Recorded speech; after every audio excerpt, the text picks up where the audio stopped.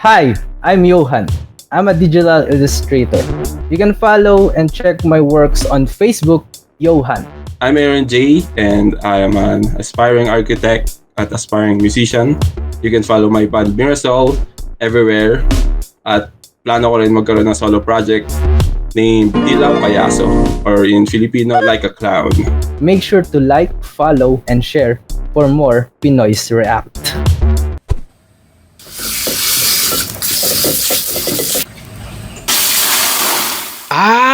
Kilala ko to! Oo nga, sumikat nga to. Sabi na ba sa TikTok summer eh.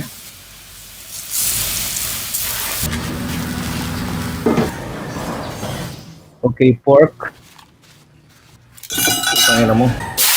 Pinoy pala to, what the hell?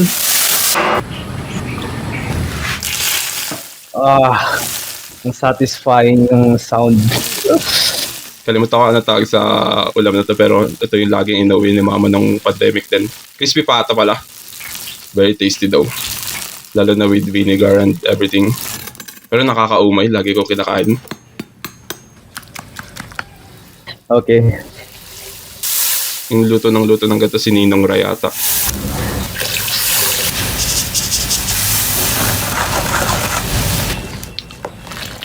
Pero mukhang decent pa naman tong first clip. Dope daw. Tao ngayon, ang short ng attention span. Kung pansin mo sa TikTok and things, parang ang hilig ngayon na namin tumingin lang, ganun lang.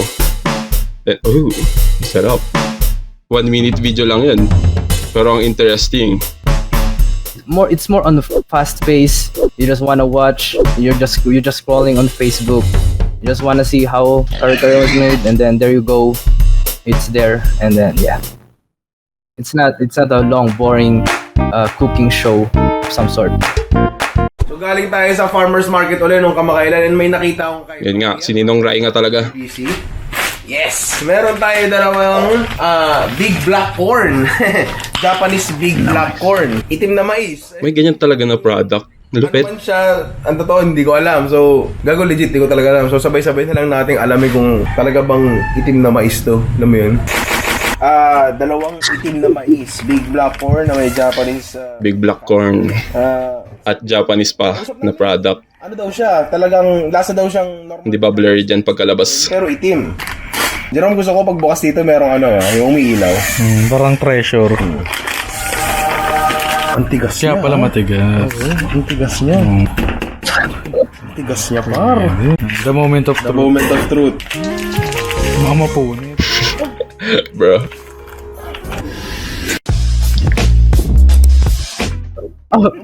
I knew it. Hindi siya suman. Check natin. They're going for that. Ay, puto. Pati talaga yung intro eh. Ano? Maakit niya talaga ang mga Scam. Pilipino dahil horny ang mga Pinoy. I did not expect that they were going for that kind of humor actually. So yeah, I'm kind of shocked to be honest. Nag-play pretend na parang lupit naman ng BBC na to. Siyempre na parang di niya alam pero everyone knows ano yun. At yun nga, ang funny rin na galing din siya sa Japan. Pare, gagawa tayo legit na cake gamit air fryer, pare. Seryoso air fryer. Iba na talaga eh. About 1.5 Uy, ganun na ganun yung air fryer namin. matter yun. Lagyan natin ng tig-isang itlog para dalawa. Tapos, lalagyan natin ng gatas, tansya-tansya lang, para makuha natin hinahanap natin consistency. Medyo lumpy, okay lang yan. Walang problema doon. Kesa ma-overmix yung ano natin, butter natin. Tama. Yung air fryer natin, preheat na natin to 180 or 200. Being lumpy is not bad. Okay na siya. Ganyan na ganyan, legit. Fryer nyo, lagay nyo sa loob. Pero ang bagal magluto ng air fryer na ganyan. Ito, di ko alam. Check nyo na lang. Hindi naman siguro mahirap na. Meron tayong dalawang klaseng tsokolate dito. Isang white, isang dark. Binasag ko na kasi yun din naman yung gagawin natin. Parang naalala ko nung bata ako, tapos November 2. Pangolekta ako ng kandila sa mga kapitbahay. Alaala ng mga namatay niyong pamilya, gagawin kong laruan. Kukunin ko mga Kupal kandila, din. bibilogin ko. Tapos, Ito, mukhang kandila kasi to. Yun. sorry. Hirap sa'yo, wala kang kabataan. Nung bata ka, sikat na One Direction. Ang grabe. Para sa isang hindi marunong mag... Oh, buo na agad. Palagay ko, okay naman yan. Okay naman. Naghahanap sana akong magandang side. Wala pa ng magandang side. There is beauty in imperfection. Di ba, pare? Lupit. Sinasabi ng pangit yun. Kaya sinasabi ko yun. Sa air fryer lang. Ang buo ng cake. True din, ganun ako ever since. di ba, so, pag-cook ng rice, legit, di naman tayo nagro-ruler. So, gamitin mo lang yung fingers mo. Ayun, nakakagawa ka naman ng decent rice.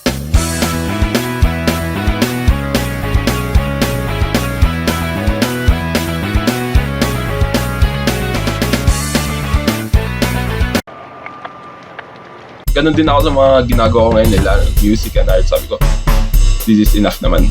Pero syempre, minsan, being perfect naman is not that good. Spicy chicken neck with black beans. Bakit chicken neck? Tanong mo bakit? Bakit? Kasi mura yun. Napakamura ng leg ng manok at napakadali rin ito. Ngayon sa sobrang dali nito, kukuha ako ng taong di marunong magluto siya paglulutuin ko. Oh. So ngayon, ikaw magluluto nito. Oh, si Kanto ah, Napakadali si rin Dudut. nito. Lagyan mo ng konting chicken oil. Konti lang. Patis to eh. Kala ko hindi makikita. First test. Kala ko hindi makikita. Pasado siya doon. Oh, lagyan mo ng chicken oil. Lupit din ang editing ngayon. No? Tama na! The usual Pinoy Bakit ikaw pa rin nagdedeklara? Pinoy editings. Grado sa'yo, bagsak ka doon. Alam mo, sabi mo ang panluluto, own liking. Oh, tama ka ron. Tama ka ron. Third test. Yan. Tama yun. Ba't parang nag-iba yung itsura mo, pare? Parang naiinitan ka. Yan. Yan! Pare, yung manok natin. Cut. Sorry. Sobrang sa pag-chef. Wala nangyari. Okay. Ang kanyang walk skills ay, kumbaga pa sa grade 74. Di ba? Not bad. Fourth test. Pasang awa. True naman. Hindi ko na pupulutin yun kasi mainit na dun sa likod. Okay na yan. Marami pa rin naman yung manok natin. Bigat. Hop! Tama na. Ooh. Okay. What I focus more on is I did my best and I can do it again next time and hope that I actually do and not say na I did but it didn't happen, you know. I hindi ko ilo-lower yung self ko just for that kind of self pleasure, I guess. Yeah. Merry Christmas mga inaanak. Alam kong malapit na ang Pasko. Merry Christmas din. Layo pa.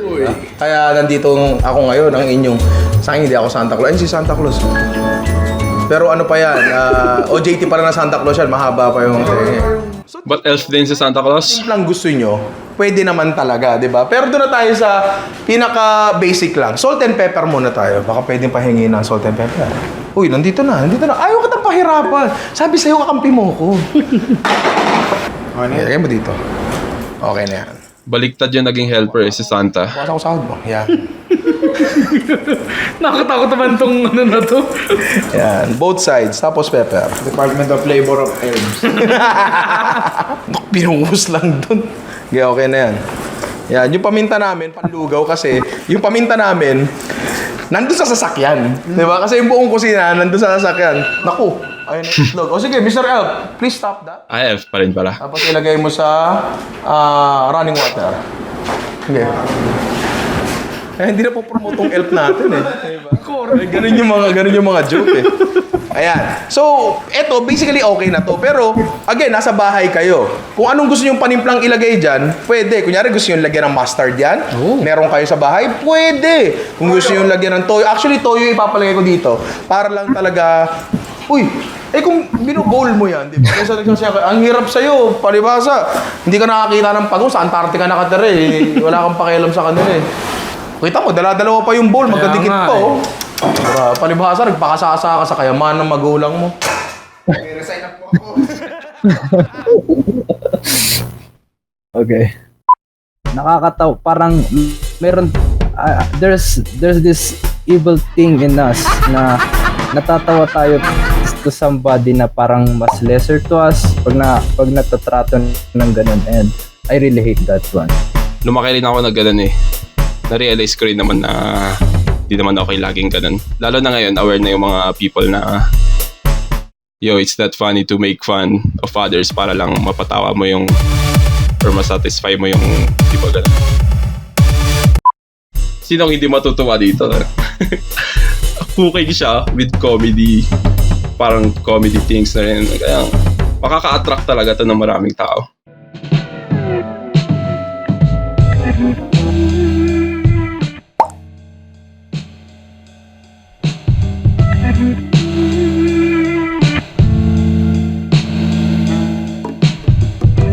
Well, yes, mas nagigets ko yung instruction sa pagluluto because first, clear yung voice niya and para siyang adult lang na nagtuturo sa'yo na nakikita mo lang sa house niyo. So, mas parang meron siyang vibe na nilalabas na parang you should listen to me because I know what I'm doing.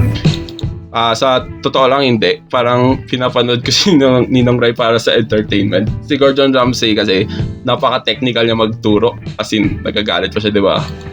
Tuturo niya talaga yung very small details at matututo ka talaga doon.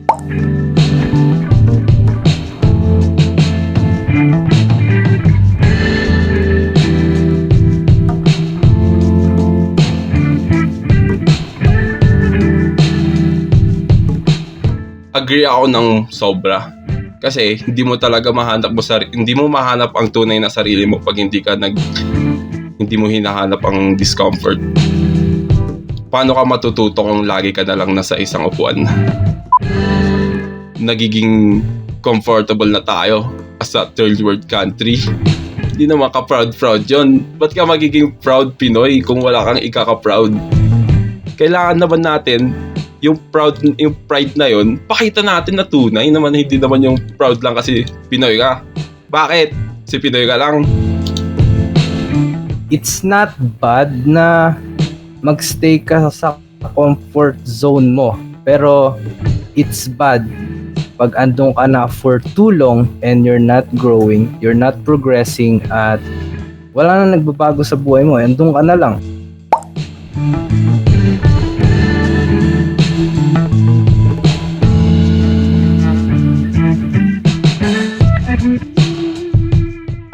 Agree ako na may pagka-handicap.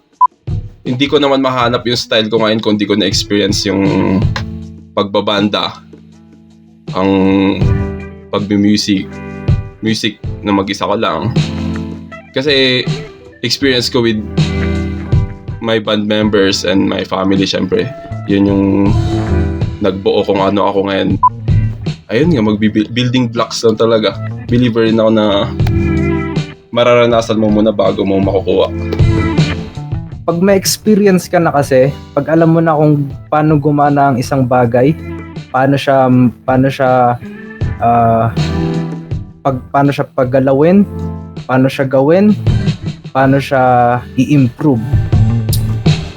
Magiging confident ka sa kung ano man ang ginagawa mo.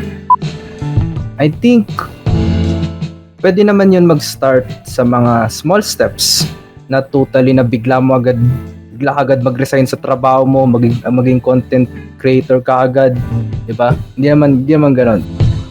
Take risk when you know the reward is worth it.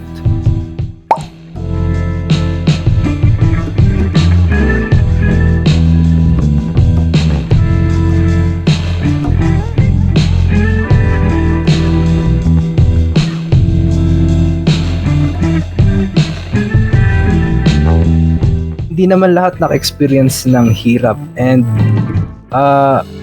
privilege sila na makaranas ng magandang experience nung bata sila. So, kailangan ba bigyan ng magulang ng bad experience yung mga anak nila na yon para matibay na sila sa future nila? Or, in-nurture nila ng mabuti yung bata, bigyan nila ng tamang guidance para para hindi sila matakot sa failure at mistakes nila sa future nila. bawal mo naman sabihin na magiging emotionally stable ka all throughout your life. Ano yun, never ka nagkaroon ng mistake na every time nagkakamali ka at well, that's okay. Imposible eh. May times na magiging emotional ka talaga sa isang bagay mong nagawa.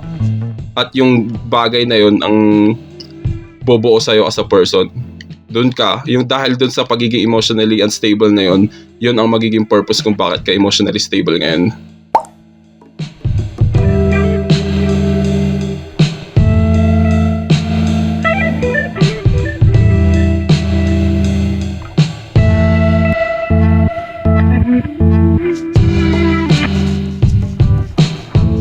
Yes, I would say it's very necessary.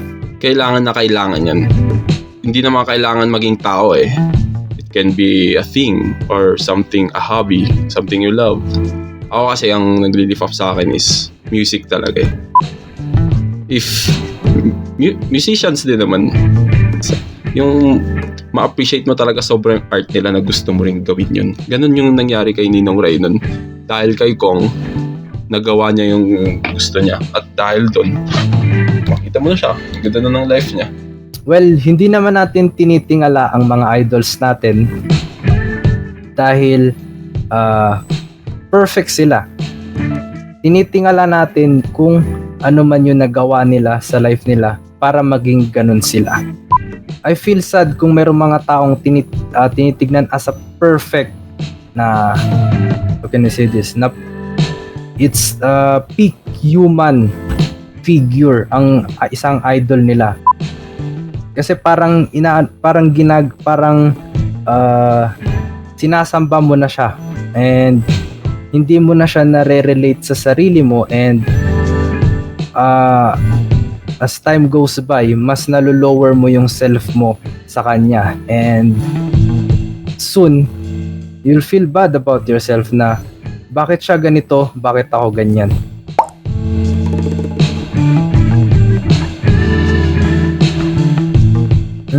Not for me kasi I think nasa tamang path ako, and I think hardship is part lang yon ng roads natin sa success, pero most likely self pa rin yung dadalhin natin dun sa road na yon. So puro ang hardships, hindi mo naman na-survive yung mga struggles mo, problems mo, di ba? So anong use, di ba? So pag na-preserve kasi natin yung sense of self natin, well, alam na natin yung sarili natin. Alam na natin yung traits natin, alam na natin yung characteristics natin, alam na natin yung personality natin. And alam mo na sa sarili mo na malalaman mo sa sarili mo na kaya mong ma-overcome yung problem na to. Kasi alam mo nga yung self mo eh. To succeed is to be different. Or ito yung kakaisip ko lang na quote nung kailan lang dahil dun sa subject kong parang psychology or understanding the self, is to live the life that lived for you. Oh, pwede na ako